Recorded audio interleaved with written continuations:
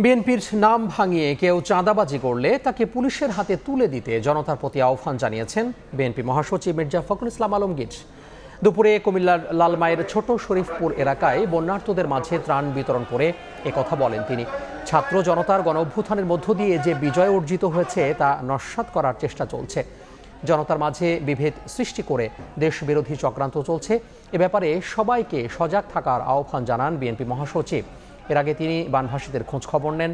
বন্যা পরবর্তী পুনর্বাসন প্রক্রিয়ায়ও বিএনপি তাদের পাশে থাকবে বলে প্রতিশ্রুতি দেন। এ সময় দলটির কেন্দ্রীয় ও স্থানীয় নেতাকর্মীরা উপস্থিত ছিলেন।